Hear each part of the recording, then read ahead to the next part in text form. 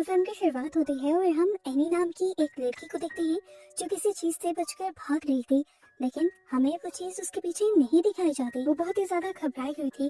अब वो एक कार लेती है और यहाँ से दूर निकल जाती है। बार बार वो मुड़ मुड़ कर पीछे देख रही थी, जैसे ये देखने की कोशिश कर रही हो कि वो चीज अभी भी उसके पीछे है या नहीं। शाम ढलकर रात हो जाती है और घबराई हुई एनी अब बीच पर आकर बैठ जाती है। इस टाइम एनी रो रही थी और उसके बिहेवियर से साफ पता चल रहा था कि वो डरी हुई है। वो अपने मॉम डैड को कॉल करती है और उन्हें बताती है, मॉम डैड, मैं आपसे बहुत ज्यादा प्यार करती हूँ। कभी मैंने आपको कोई दुख दिया हो तो मुझे माफ कर देना। ये कहकर उसने फोन बंद कर दिया था, जिसके बाद अगले सीन में हमें उसकी डेड बॉडी दिखाई गई। इसी बीच पर उसने सुसाइड नहीं किया था। उसकी डेड बॉडी को देखकर साफ पता चल रहा था कि किसी ने उसका मर्डर किया है। जिसके बाद सीन कट होकर हमें जे और उसके दोस्तों को दिखाया जाता है। ये लोग आज काफी एक्साइटेड थे क्योंकि फाइनली जे ने अब शादी करने का फैसला कर लिया था और इसीलिए वो एक लड़के से मिलने के लिए जा रही थी। ये पहली बार था जब वो दोनों मिल रहे थे। वे एक्सपेक्ट कर रही थी कि वो लड़का उससे अच्छी अच्छी बातें करेगा, लेकिन वो लड़का काफी अजीब था। वो बार बार जे से यही सवाल करता रहता है, क्या पीछे तुम्हें कोई लड़की खड़ी हुई दिखाई दे रही है जो मुझे घूर रही हो? जे ने उसके कहने पर कई बार पीछे मुड़कर देखा था, लेकिन वहाँ कोई नहीं था, जिससे जे को लगा कि जरूर इस लड़के की दिमागी हालत ठीक नहीं है। खैर वो लड़का जे को अचानक से मूवी थिएटर से लेकर यहाँ से निकल जाता है। जे उससे कई मर्तबा सवाल भी करती है, क्या तुम्हारे साथ कोई प्रॉब्लम है, तुम किसी से बच रहे हो क्या? लेकिन ये लड़का उसे कोई जवाब नहीं देता। इस सब के बावजूद जे उस लड़की के कहने पर उससे दोबारा भी मिलती है। इस मर्तबा ये दोनों बीच पर जाते हैं। वो लड़का जे से काफी बातें करता है और उसके बाद जे को बहला फुसला कर कार में उसके करीब भी आ जाता है। और फिर सीन यहीं से कट होकर हमें अगले सीन में जे को किडनैप हुआ दिखाया जाता है। एक सुनसान बिल्डिंग में उसे बांध कर रखा गया था। उसे जब होश आया तो ये देखकर वो परेशान हो गई कि उसे किडनैप करने वाला कोई और नहीं बल्कि वही लड़का था। जे बहुत ज्यादा परेशान हो जाती है और उसे पूछती है, तुम ऐसा क्यों कर रहे हो? क्या तुम मुझे मारना चाहते हो? तुम्हें जितने भी पैसे चाहिए मैं तुम्हें दूंगी, मुझसे ले लेना, लेकिन प्लीज इस टाइम के लिए मुझे छोड़ दो। पर वो लड़का कहता है, मुझे पैसों की जरूरत नहीं है, मैंने तुम्हें किडनैप किया तुम्हें वार्न करने के लिए। अगर मैं तुम्हें सारी सिचुएशन सारी बातें उसी टाइम बता देता तो तुम मेरी बात पर यकीन न करती। जे पूछती है, ऐसी भी क्या बात है जिसे बताने के लिए तुम्हें मुझे किडनैप करना पड़ा? तो वो लड़का बताता है कि कई दिनों से मुझे एक एंटिटी नजर आ रही है, लगभग तब से जब से मैं एक अनजान लड़की के करीब आया था। ये एंटिटी हर वक्त मेरा पीछा करती रहती है, मुझे डराती है, मुझे मारने की कोशिश करती है। फिर मुझे पता चला असल में ये एंटिटी एक कर्ज था, एक श्राप जो मुझे उस लड़की के करीब आने पर मिला और अब मैंने वही श्राप तुम्हारे ऊपर डाल दिया है, तुम्हारे करीब आकर। अब ये एंटिटी मेरे बजाय तुम्हें दिखा करेगी, तुम्हें मारने की कोशिश करेगी और अगर वो तुम्हें मारने में कामयाब हो गई तो वो दोबारा मेरे पीछे पड़ जाएगी। ध्यान रखना, कोशिश करना कि तुम मर ना पाओ और हाँ, ऐसी किसी जगह पर मत जाना जहाँ के 2 एग्जिट हो, जहाँ से निकलने के 2 रास्ते हो। वहाँ पर वो एंटिटी बहुत जल्दी आ जाती है और अपने वार में अक्सर कामयाब भी हो जाती है। और अगर तुम उस एंटिटी से तंग आ जाओ और उससे पीछा छुड़वाना चाहो तो मेरी तरह ही तुम ये श्राप किसी दूसरे पर डाल सकते हो। पहले तो जे को उसकी बातें अजीब मजाक लग रही थी, लेकिन फिर सच में जे को इसी बिल्डिंग पर वो एंटिटी नजर आने लगी थी, किसी भयानक इंसान के रूप में। वह बहुत ज्यादा डर जाती है और अब वो लड़का उसे उसके घर के बाहर फेंक आता है। उसके काफी टाइम घर न आने की वजह से पहले ही उसके दोस्तों ने पुलिस में कंप्लेन कर दी थी और अब जिस हाल में वो आई थी ये लोग बहुत ज्यादा परेशान हो गए थे। पुलिस अब उससे इन्वेस्टिगेशन करती है और जे उन्हें बताती है उस लड़के के बारे में जिसने उसे किडनैप किया था। पुलिस अपनी इन्वेस्टिगेशन शुरू करती है, लेकिन जे के बताए नाम वाला कोई लड़का उन्हें नहीं मिला। ये लोग सीसीटीवी फुटेजेस के जरिए किसी तरह उस लड़की की शक्ल देख लेते हैं और फिर इन्हें पता चलता है कि उस लड़के का वो नाम था ही नहीं जो जे पुलिस को बता रहे थे। असल में वो एक प्लान के साथ अपना नाम बदलकर जे से मिला था और ऐसा शायद उसने इसलिए किया था ताकि जे दोबारा उससे कभी कांटेक्ट ना कर पाए। खैर इस वाकये को काफी दिन गुजर जाते हैं। इस दौरान जे अपने दोस्तों के साथ रहती है तो उसे वो एंटिटी नहीं नजर आती। जे अपनी रूटीन की लाइफ दोबारा स्टार्ट कर देती है और जब वो कॉलेज में होती है और सबका ध्यान अपने लेक्चर पर होता है तभी उसे कॉलेज की विंडो के बाहर से एक बूढ़ी औरत तेजी से अपने करीब आती दिखाई देती है। वो बहुत ज्यादा डर गई थी। वो समझ गई कि ये वही एंटिटी है जो उस कर्स की वजह से उसे नजर आ रही है। वो बहुत ज्यादा डर चुकी थी, पैनिक हो गई थी। फौरन वो अपने फ्रेंड्स के पास आकर उन्हें ये सारी बात बताती है। अब जे की दोस्त को तो कहीं ना कहीं उस पर भरोसा हो रहा था, लेकिन पॉल को नहीं। पर क्योंकि जे बहुत ज्यादा डरी हुई थी, इसीलिए ये लोग कोई रिस्क भी नहीं ले सकते थे। पॉल फैसला करता है कि वो आज रात जे के घर पर ही रुक जाएगा। काफी टाइम तक तो सब कुछ ठीक रहता है, और अचानक रात में उनके घर में अजीब घर घर की आवाजें सुनाई देती है, जैसे उनके घर पर कोई हो। पॉल वहाँ पर चेक करने के लिए जाता है तो जे उसी टाइम लॉन्च में ही बैठी रहती है, जब उसे दूर से आती भीगी हुई एक लड़की दिखाई देती है। वो समझ गई ये वही एंटिटी है जो बाहर बाहर अपना रूप बदलकर उसे दिख रही थी। इस मर्तबा वो एक खूबसूरत लड़की की शक्ल में आई थी, पर चलने का अंदाज उसका अभी भी भयानक था। जे डरने लगी, चिल्लाने लगी, उससे बचकर वहाँ से भागने लगी। सीढ़ियों पर चढ़ते हुए उसके कदम भी लड़खड़ा रहे थे। जैसे तैसे कर गिरती पड़ती चीजें गिराती वो ऊपर पहुंच जाती है, और उसकी आवाजें सुनकर पॉल और उसकी बहन भी उसके कमरे तक आते हैं। वो कमरे में जाकर एक दीवार के साथ लग जाती है। अभी भी वो जोर से चिल्ला रही थी। यहाँ पर पॉल और उसकी बहन किसी को नहीं देख पा रहे थे, लेकिन जे को वो एंटिटी अभी भी नजर आ रही थी जिसने दोबारा से अपना रूप बदल लिया था, और वो उन दोनों के पीछे एक बहुत लंबे आदमी की शक्ल में अब इनके पीछे आ चुकी थी। वो अभी भी जे के करीब ही आ रही थी, इसीलिए जे उससे बहुत ज्यादा डर जाती है और अपनी रूम की खिड़की से जंप करके साइकिल लेकर यहाँ से निकल जाती है उस एंटिटी से अपनी जान बचाने के लिए। अब जे डरती हुई एक पार्क में जाकर बैठ जाती है और अपनी सोचों में गुम हो जाती है। आज उसे रियलाइज हो रहा था कि उस लड़की ने उस दिन जो कुछ भी उसने कहा था वो सब सच था। वो डरी सहमी अभी यहाँ पर बैठी हुई थी कि अचानक उसे अपने पीछे किसी की आहट महसूस हुई। डरकर उसने पीछे देखा तो ये उसके दोस्त और उसकी बहन थी। वो उसे यहाँ पर देखने के लिए आए थे। जो जल्दी से उनके करीब चली जाती है और उन्हें सारी बात बताने की कोशिश करती है। पहले पॉल को और उसके दोस्तों को उसकी जिन बातों पर यकीन नहीं आ रहा था, अब उसकी हालत देखकर वो उस पर यकीन करने पर मजबूर हो गए थे। अभी वो ये सब बात ही कर रही थी कि अचानक वो दोबारा से डरने लगी। एकदम से वो स्टैचू बन गई, क्योंकि सामने से अब उसे कोई और आता दिखाई दे रहा था। उसे लगा कि ये अब एक लड़के की शक्ल में वही एंटिटी है, लेकिन अब वो लड़का सबको नजर आ रहा था। इसका मतलब ये वो एंटिटी नहीं थी, असल में ये जे का नेबर था। वो जे का क्लास फेलो भी था, और क्लास में और घर में वो काफी टाइम से जे को इसी तरह पैनिक और डरा सहमान नोटिस कर रहा था।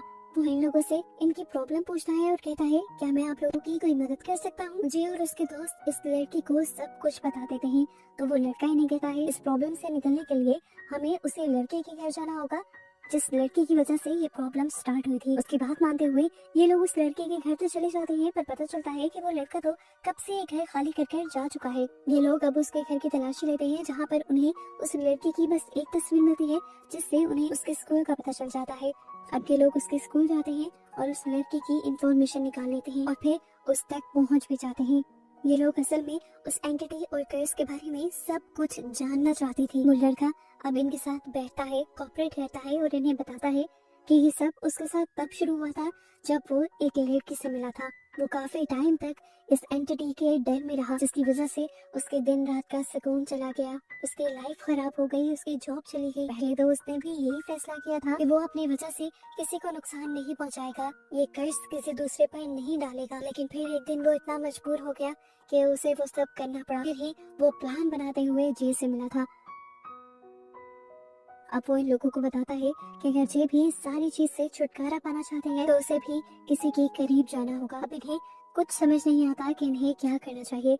ये लोग अब चुपचाप अपने घर वापस आ जाते हैं। जे का मूड ठीक करने के लिए ये लोग उसे एक बीच पर ले आते हैं और साथ में यहाँ बैठकर ये फैसला करते हैं कि वो पुलिस या किसी शेमन को इन्वॉल्व करके इस सब का सोल्यूशन ढूंढेंगे। वो सब लोग अभी बात ही कर रहे थे कि अचानक वहाँ पर जे को दोबारा से वो एंटिटी नजर आने लगती है जो इस वक्त एक खूबसूरत लड़की की शक्ल में थी।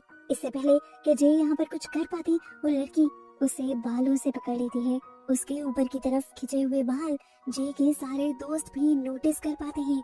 पॉल फील करता है कि अगर उस लड़की का या उस एंटिटी का हाथ इतना ऊपर है तो वो वहीं करीब ही खड़ी होगी। हालांकि वो पॉल को नजर भी नहीं आ रही थी, पर पॉल ने अंदाजे से जे को बचाने के लिए यहाँ पर एक चेयर उठाकर उस एंटिटी के ऊपर वार किया, जिससे उस एंटिटी को इतना गुस्सा आया कि उसने पॉल को उठाकर वही दूर पानी में फेंक दिया। ये सब लोग अब घबरा चुके थे। पॉल को फेंकने की वजह से उसने कुछ देर के लिए जे को भी छोड़ दिया था। अब ये सब अपने आप को बचाने के लिए यहाँ से भागते हुए एक रूम के अंदर चले जाते हैं और अपने आप को लॉक कर लेते हैं। लेकिन कोई इस रूम का दरवाजा तोड़ने लगता है। नीचे देखने को मिला ये उनका नेबर था जो इन्हें कह रहा था बाहर तो कोई भी नहीं। इससे पहले कि ये लोग बाहर आ जाते वही लड़का एक छोटे बच्चे का रूप ले लेता है, जिससे पता चलता है कि वो भी एक एंटिटी ही था और तेजी से वो बच्चा इनके ऊपर हमला करने के लिए आता है। उस बच्चे से बचने के लिए ये लोग उस कमरे का दरवाजा खोलकर वहाँ से निकल जाते हैं। जय जो सबसे ज्यादा डरी हुई थी गाड़ी में बैठकर फौरन गाड़ी चलाना शुरू कर देती है और पीछे से वो लोग तेजी से भागते हैं और जय को रोकने की कोशिश करते हैं। जबकि पीछे से हमें दिखाया जाता है कि वो एंटिटी आहिस्ता आहिस्ता चलते हुए अभी भी उन सबके पीछे ही आ रही थी। यहाँ हमें मालूम होता है कि इस एंटिटी की एक कमजोरी है, वो तेज नहीं चल सकती, इसीलिए वो हमेशा अपने शिकार के पास देर से पहुँचते हैं। इधर जय के दोस्त भी जय को रोकने की कोशिश करते हैं, पर जय की दिमागी हालत ऐसी थी कि वो किसी को सुन नहीं पा रही थी। इसी सब की वजह से उसका ध्यान ड्राइविंग से भी हट जाता है। उसकी गाड़ी एक दूसरी गाड़ी से टकराने ही वाली होती है, पर वो उसे बचाने के लिए अपनी गाड़ी को मोड़ देती है और उसकी गाड़ी का फील्ड्स में क्रैश होकर एक्सीडेंट हो जाता है। जिसके बाद हमें जे को हॉस्पिटल में एडमिट दिखाया जाता है। हॉस्पिटल में जे अभी भी बहुत ज्यादा परेशान थी। उसका नेबर जे की ये हालत देख नहीं पाता और वो जे से कहता है कि मैं तुम्हारी मदद करना चाहता हूँ, तुम अपना ये सारा कर्ज मुझे दे दो। जे जो सब चीजों से तंग आ चुकी थी, पहले वो हाँ कह देती है और जब वो अपना कर्ज उस लड़के को दे देती है उसके करीब आकर, तब जे को रिग्रेट होने लगता है। उसे बुरा लगता है कि उसने अपनी वजह से किसी दूसरे की जान को मुश्किल में डाल दिया, पर वो लड़का उसे यकीन दिलवाता है कि मुझे कुछ नहीं होगा जे। उसकी सच्चाई की वजह से जे को अब वो लड़का अच्छा लगने लगा था। 1-2 दिन गुजर जाते हैं और जे अब उस लड़के से पूछती है क्या तुम्हें वो एंटिटी नजर आ रही है। तब वो लड़का कहता है नहीं, मुझे अभी तक वो एंटिटी नहीं नजर आई। खैर जे का ट्रीटमेंट भी पूरा हो जाता है और वो अपने घर वापस आ जाती है। एक दिन वो विंडो में बैठी हुई अपने नेबर के घर को देख ही रही थी और उन सारी चीजों के बारे में सोच ही रही थी कि अचानक उसे घर के बाहर कोई अजीब सा इंसान चलता हुआ दिखाई दिया। उसने देखा कि ये उसका नेबर ही था, लेकिन उसकी चाल चलन बहुत ज्यादा अजीब थी। वो फौरन समझ गई ये जरूर वही एंटिटी है जो किसी वजह से उसे भी नजर आ रही है। वो एंटिटी अब दरवाजे पर नॉक करना शुरू कर देती है और जे उसे रोकने की कोशिश करती है। जे अपने नेबर को कॉल कर बताना चाहती थी कि तुम उस एंटिटी के लिए दरवाजा मत खोलना, लेकिन इतने में वो एंटिटी उसके घर की विंडो तोड़ते हुए घर के अंदर चली गई और यहाँ जे का उस लड़के ने फोन भी नहीं उठाया। तो जे अब उस लड़के को बचाने के लिए फौरन उसके घर के पास गई। उसने दरवाजा नॉक किया लेकिन अभी भी किसी ने दरवाजा नहीं खोला, तो वो भी उसी एंटिटी के तोड़े हुए विंडो से अंदर चली गई। उसने अपने नेबर के रूम के करीब जाकर देखा कि वो एंटिटी अब उसकी मोम का रूप ले चुकी थी। जे ने उसे कहा खबरदार खबरदार जो तुमने अंदर जाने की कोशिश की। पर ये एंटिटी उसकी कहाँ सुनने वाली थी, वो तो लगातार उस लड़के के कमरे का दरवाजा नॉक कर रही थी।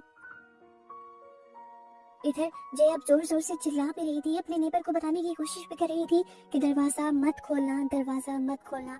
पर वो लड़का दरवाजा खोल देता है और एकदम से वो एंटिटी उसके ऊपर हमला कर उसे मार देती है और जय ये सब कुछ अपनी आंखों से देखकर बुरी तरह टूट जाते हैं। उसके नेबर की मौत उसकी वजह से हुई थी। उस लड़के ने तो अचाई में जय की जान बचाने की कोशिश की और बदले में उसे क्या मिला, वो जय इस सदमे से टूट गई थी।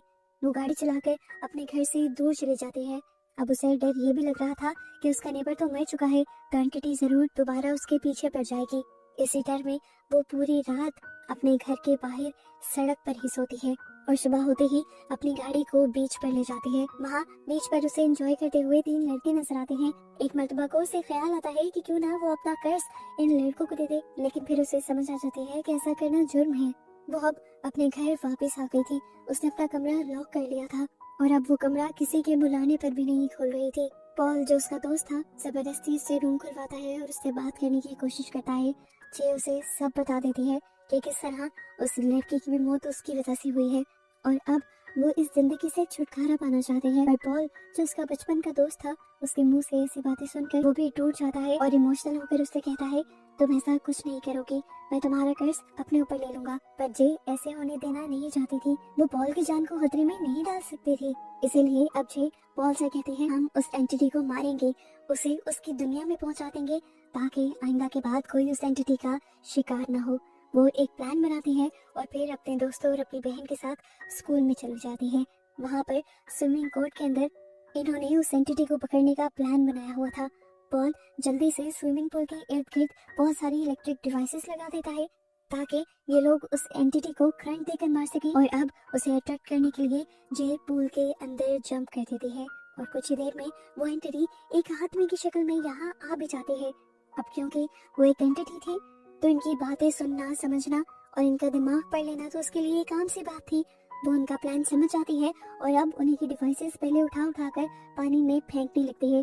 पॉल जब उसे ऐसा करता देखता है तो उस पर गोलियां चलाता है, और क्योंकि वो एंटिटी देख नहीं रही थी पॉल को तो बार बार उसका निशाना चूक रहा था। पीछे से जे की बहन को अब एक बहुत अच्छा आइडिया आता है और वो एक चादर को उठाते हुए वहाँ हवा में उड़ती हुई एक डिवाइस के पास फेंक देती है।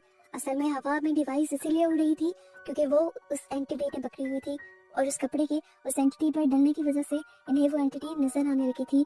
अब की बार पॉल ने निशाना लगाया तो गोली सच में उस एंटिटी को लग गई और वो एंटिटी पानी में गिर गई।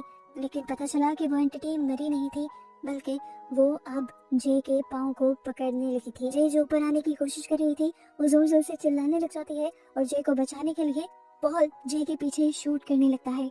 आखिर जे का पाँव भी वो एंटिटी छोड़ देती है और जे पानी से बाहर निकल आती है।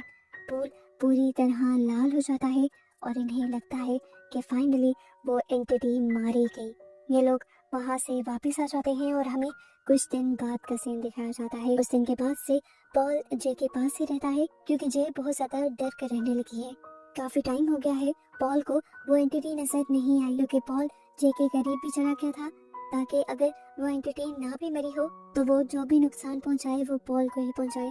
पर अभी तक पॉल ठीक था। मूवी के पोस्ट क्रेडिट सीन में हम पॉल और जे को वॉक करते हुए देखते हैं और उनके पीछे एक साया भी देखते हैं। जिस साए को दिखाते हुए यहाँ मूवी के एंड में बहुत सारे सवाल पैदा हो जाते हैं कि क्या वो एंटिटी नहीं मरी थी और क्या अब वो जे और पॉल को नुकसान पहुंचाएगी। इसी सारी मिस्ट्री के साथ ये मूवी यहाँ पर खत्म हो जाती है।